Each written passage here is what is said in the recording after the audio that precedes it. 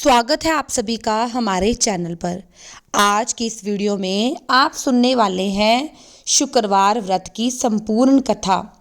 तो अगर आपने शुक्रवार संतोषी माता का व्रत रखा है तो कथा अवश्य सुननी चाहिए।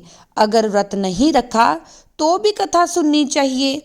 बोलिए प्रेम से संतोषी माता की जय। तो चलिए कथा को शुरू करते हैं। कथा के अनुसार एक बूढ़ी माई थी। उसके 7 बेटे थे, जिसमें से 6 कमाने वाले थे और एक निकम्मा था। बूढ़ी माँ 6 बेटों के लिए भोजन बनाती और जो कुछ जूठन बच जाती वो 7वें बेटे को दे देती। वह मन का बड़ा भोला भाला था, इसलिए कुछ भी विचार नहीं करता था। एक दिन वह अपनी पत्नी से बोला, देखो मेरी माँ को मुझ पर कितना प्रेम है। तो उसकी पत्नी बोली, हाँ क्यों नहीं, सबका बचा हुआ जूठा जो तुमको खिलाती है। तब वह बोला, नहीं ऐसा नहीं हो सकता, मैं जब तक अपनी आंखों से ना देख लूं मान नहीं सकता। पत्नी ने हंसकर कहा, देख लोगे तब तो मानोगे। फिर कुछ दिनों के बाद त्योहार आया।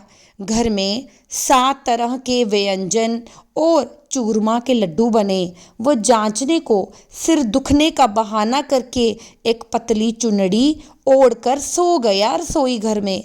वह कपड़े में सब कुछ देखता रहा।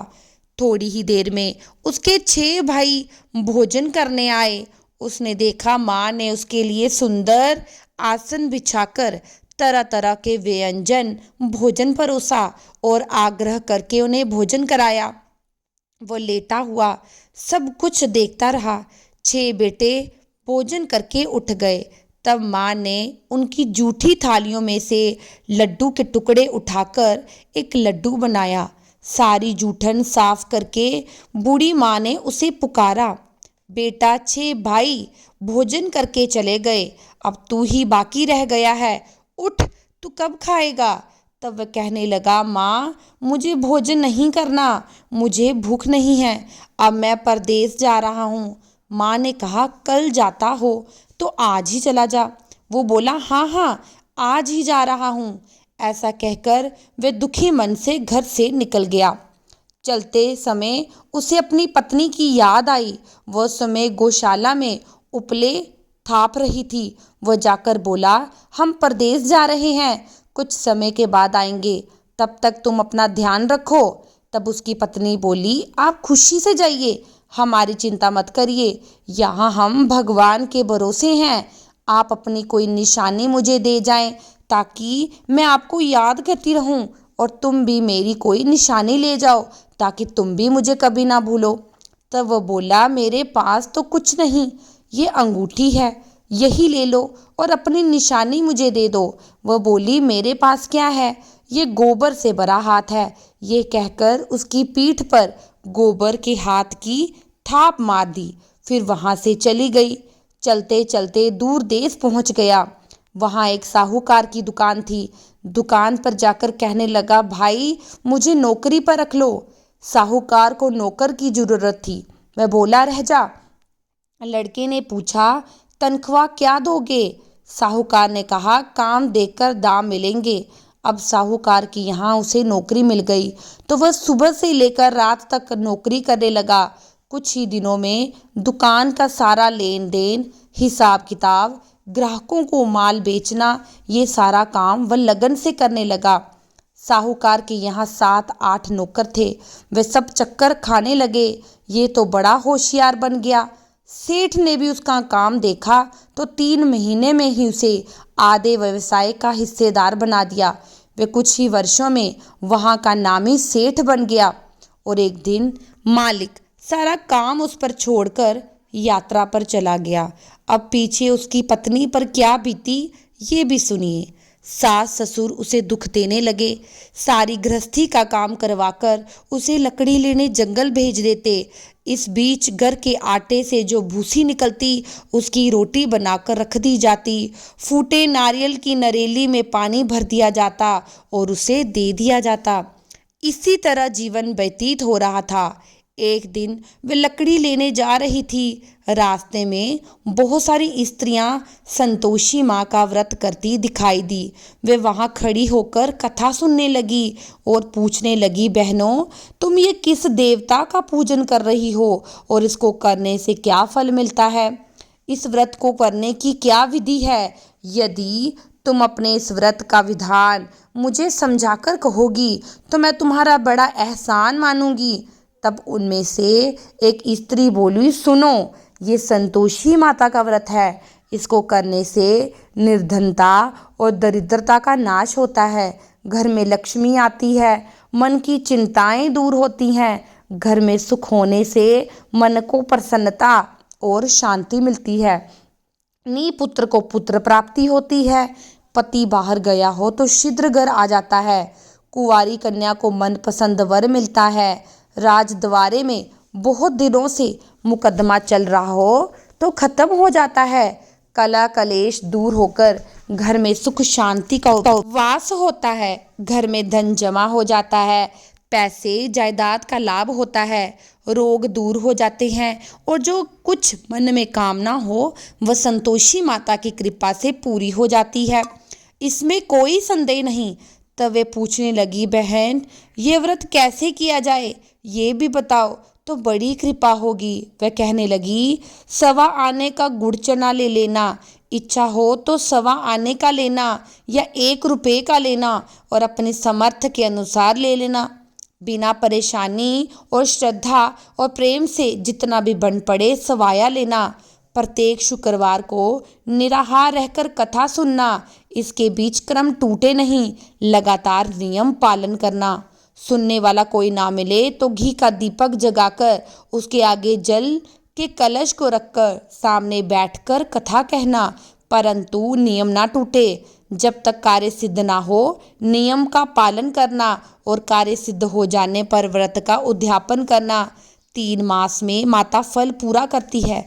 यदि किसी के ग्रह खोटे हों तो भी माता वर्ष भर में कार्य सिद्ध करती है।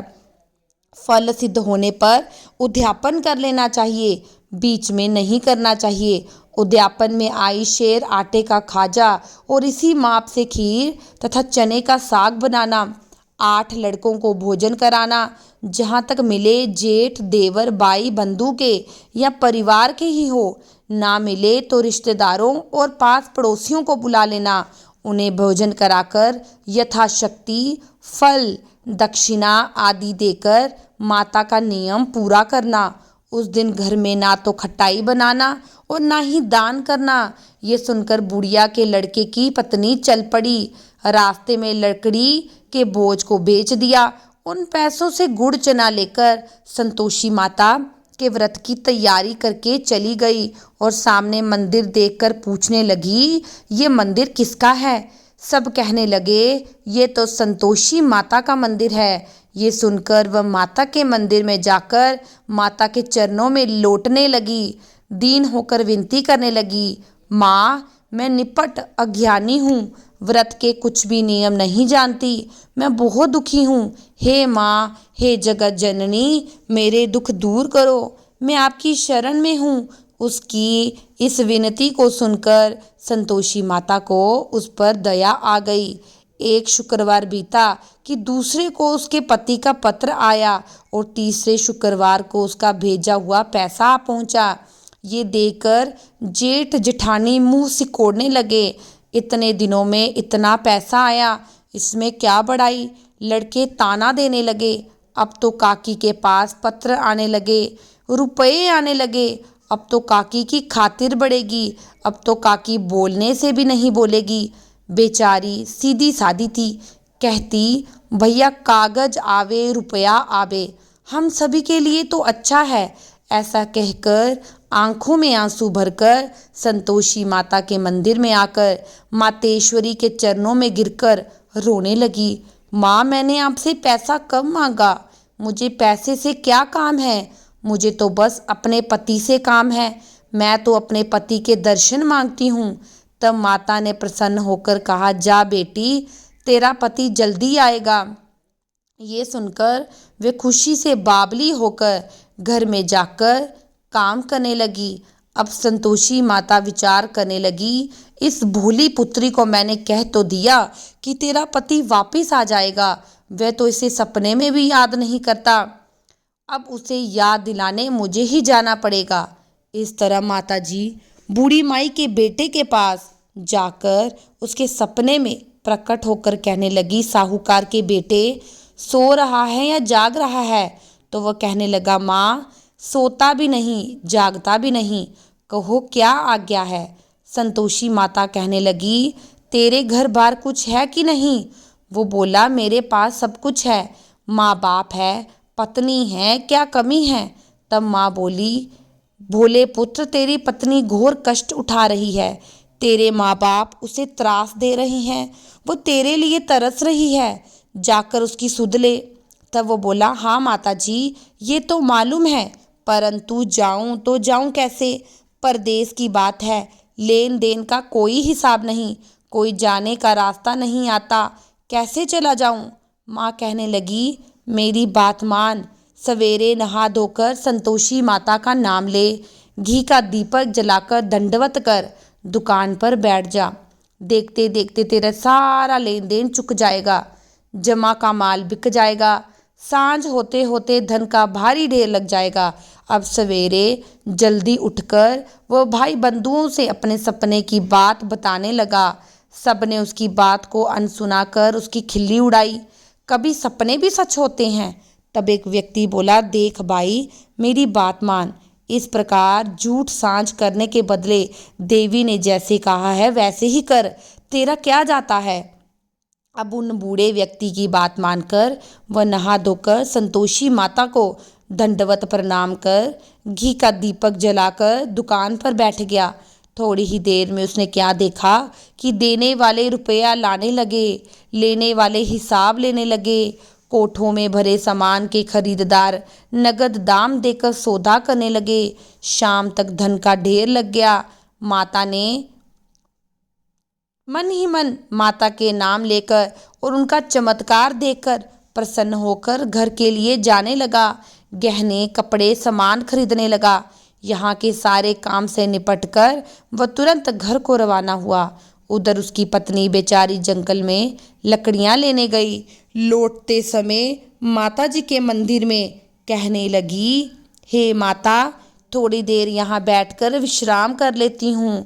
वह तो उसके प्रतिदिन रुकने का विश्राम स्थल बन चुका था। वहाँ पर धूल उड़ती देखकर उसने माता से पूछा, हे माता ये धूल कैसी उड़ रही है? तब माता कहने लगी, हे पुत्री तेरा पति आ रहा है, अब तू ऐसा कर लकड़ियों के 3 भोज बना, एक गट्ठर को नदी के किनारे रख, दूसरे मेरे मंदिर पर और तीसरा गट्ठा अपने सिर पर रख।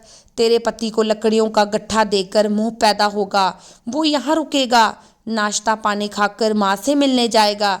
तब तक लकड़ियों का गट्ठा उठाकर जाना और चौंक में गट्ठर डालकर जोर जोर से आवाज़ लगाना, लो सासू जी लकड़ियों का गट्ठर लो, भूसे की रोटी दो, नारियल के खोपड़े में पानी दो।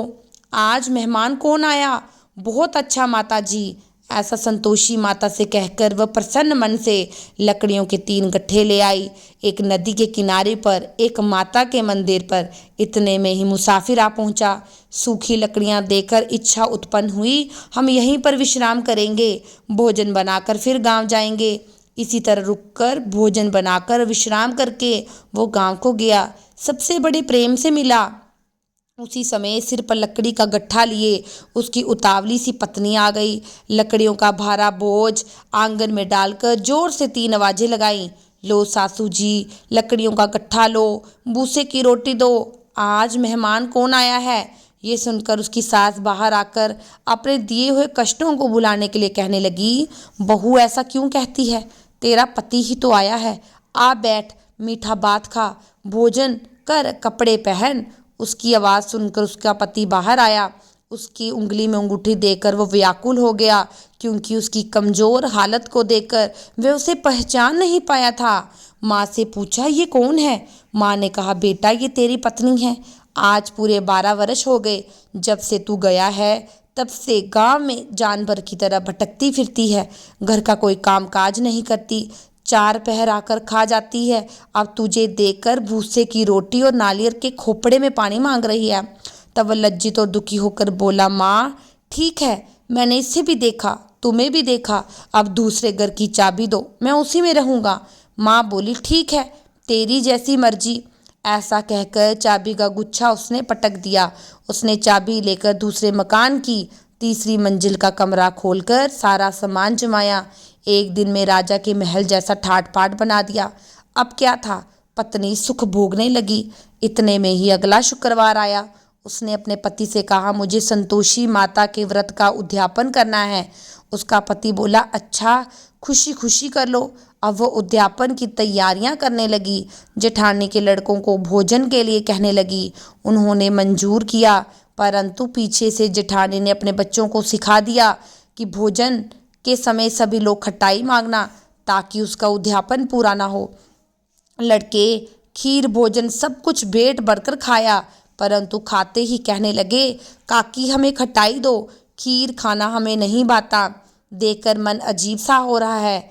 वो बोली, खटाई किसी को नहीं दी जाएगी, ये तो संतोषी माता का प्रसाद है। लड़के गुस्से से उठ खड़े हुए, बोले, लाओ फिर पैसा दो। बोली बहू कुछ नहीं जानती थी, उन्हें पैसे दे दिए।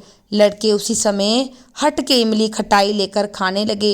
ये देखकर संतोषी माता ने बहू पर खूब क्रोध किया। संतोषी माता के क्रोध से राजा के दूत आए, उसके पति को पकड़ कर ले गए। जेठ जेठानी मनमाने वचन कहने लगे, लूट लूट कर धन इकट्ठा करके लाया है, अब मालूम पड़ेगा जब जेल की हवा खाएगा। पत्नी से ये वचन सहन नहीं हुए। रोते रोते माँ के मंदिर गई और कहने लगी, माँ हंसकर अपने भक्तों को रुलाती है। माता बोली, बेटी तूने उद्यापन करके मेरा व्रत भंग किया, इतनी जल्दी सारी बातें भूल गई। वह कहने लगी, माता भूली कुछ नहीं, ना ही कुछ अपराध किया, मैंने तो भूल से लड़कों को पैसे दिए, उन्हें ले जाकर खटाई खा ली, मुझे क्षमा करो, मैं फिर से उद्यापन करूंगी। माँ बोली, लेकिन अब भूल मत करना। वो बोली, अब भूल नहीं होगी माँ, ये बताइए वो कैसे आएंगे। माँ बोली, जा पुत्री, तेरा पति तुझे रास्ते में आता मिलेगा। वह निकल गई। रास्ते में उसका पति उसे आते हुए मिला। पूछने लगी, तुम कहाँ चले गए थे। तब पति बोला, इतना धन जो कमाया है उसका कर राजा ने मांगा था, वही देने गया था। तब वह प्रसन्न होकर बोली, भला हुआ, अब घर को चलो। वे दोनों घर गए। कुछ दिनों के बाद फिर शुक्रवार आया। तब वह बोली, मुझे फिर से माता का उद्यापन करना है। पति ने कहा, करो। फिर बहू से जेठ के लड़कों को भोजन के लिए कहने लगी। जेठानी ने एक दो बातें सुनाई और फिर लड़कों को सिखाने लगी कि इस बार तुम पहले खटाई मांगना। अब लड़के भोजन से पहले खीर नहीं खानी। गिड़गिड़ाने लगे, बोलते खटाई खानी है। वो बोली, खटाई किसी को नहीं मिलेगी, खाना हो तो खाओ। वे नहीं आए। ब्राह्मण के लड़कों को बुलाकर उसने भोजन कराया। यथाशक्ति दक्षिणा की जगह एक एक फल दिया, जिससे संतोषी माता प्रसन्न हुई। माता की कृपा से 9वें मास में उसे चंद्रमा के समान पुत्र प्राप्त हुआ। पुत्र को लेकर प्रतिदिन मंदिर जाती। माँ ने सोचा, ये रोज मेरे मंदिर आती है, आज क्यों ना मैं इसके घर चलूं, इसका आसरा तो देखूं। ये विचार कर माता ने भयानक रूप बनाया। गुड़ चने से सना मुख, ऊपर सूंड के समान होठ, जिस पर असंख्य मक्खियां भिनभिना रही थी।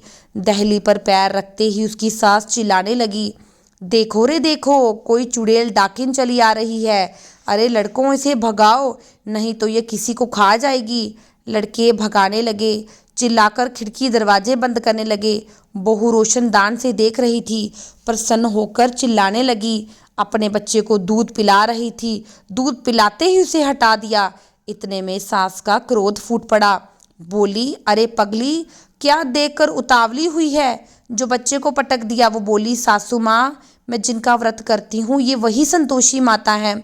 इतना कहकर झट से उसने दरवाजे खोल दिए। फिर सबने माता के चरण पकड़ लिए, विनती करने लगी, हे माता, हम मूर्ख हैं, अज्ञानी हैं, व्रत की विधि नहीं जानते, व्रत भंग कर हमने बड़ा अपराध किया। हे जगत माता, हमारे अपराध को क्षमा करो। उसकी इनकी इस प्रकार की विनती सुनकर संतोषी माता प्रसन्न हुई। बहू को प्रसन्न होकर जैसा फल दिया वैसे ही संतोषी माता सबको देना। जो भी कथा पढ़े सुने हुंकार भरे सबके मनोरथ पूर्ण करना। बोलिए संतोषी माता की जय। कथा समाप्त हुई। अब हम प्रेम से संतोषी माता की आरती करेंगे। जय संतोषी मैया। मैया जय संतोषी माता, अपने सेवक जन को, अपने सेवक जन को सुख संपत्ति दाता। ओम जय संतोषी माता। सुंदर चीर सुनहरी माँ धारण कीनो, मैया धारण किन्हो। हीरा पन्ना दम के तन श्रृंगार लीना। ओम जय संतोषी माता। लाल छटा छवि वदन कमल सोहे मैया, बदन कमल सोहे। मंद हसत करुणामय, मंद हसत करुणामय, त्रिभुवन जन मोहे। ओम जय संतोषी मैया। स्वर्ण सिंहासन बैठी चवर ढूरे, प्यारी मैया चवर ढूरे। धूप दीप मधुमेवा, भोग धरे न्यारे। ओम जय संतोषी मैया। अरुचना परम प्रियता में संतोष कियो, संतोष कहलाई, संतोष कहलाई, भक्तन भैभव दियो। ओम जय संतोषी माता। जय शुक्रवार प्रिय मानत, आज दिवस सोही मैया, आज दिवस सोही। भक्त मंडली छाई, कथा सुनत मोही। ओम जय संतोषी माता। जगमग ज्योति मंगल ध्वनि शाई, मैया मंगल ध्वनि शाई। विनय करे हम बालक, विनय करे हम बालक, भक्त चरण माई। ओम जय संतोषी माता। भक्ति भावमय पूजा अंगीकृत कीजिए मैया, अंगीकृत कीजिए। जो मन बसे हमारे इच्छित फल दीजिए। ओम जय संतोषी मैया। संकट मुक्त किए बहु धन्य भरे, सुख सौभाग्य दियो माँ। जय संतोषी माता। ओम जय संतोषी माता। ध्यान धरो जिस जन ने मन वांछित फल पायो, मैया मन वांछित फल पायो। पूजा कथा श्रवण कर घर आनंद आयो। ओम जय संतोषी मैया। माता ग्रहण करे लाज रखियो जगदम्बे, मैया लाज रखियो जगदम्बे। संकट तू ही निवारे दयामयी अम्बे। ओम जय संतोषी माता। जो कोई संतोषी माँ की आरती गावे, मैया आरती गावे। रिद्धि सिद्धि सुख संपत्ति जी भर के पावे। ओम जय संतोषी माता। मैया जय संतोषी माता। अपने सेवक जन की सुख संपत्ति दाता। ओम जय संतोषी माता। मैं उम्मीद करती हूँ आपको ये वीडियो बहुत अच्छी लगी होगी और आपने इस कथा को अंत तक सुना होगा। अगर आपने इस चैनल को सब्सक्राइब नहीं किया है तो मैं उम्मीद करती हूँ कि आप इस चैनल को सब्सक्राइब करेंगे और इस चैनल को अन्य लोगों के साथ भी शेयर करें। इस चैनल पर आपको सभी प्रकार की पूर्णमासी, एकादशी, संकष्टी सभी प्रकार की व्रत कथाएँ सुनाई जाएंगी, इसलिए इस चैनल पर बने रहें। और अब मिलेंगे हम अगली वीडियो के साथ। तब तक के लिए कमेंट सेक्शन में जय संतोषी माता की अवश्य लिखें और कथा को जरूर सुनें।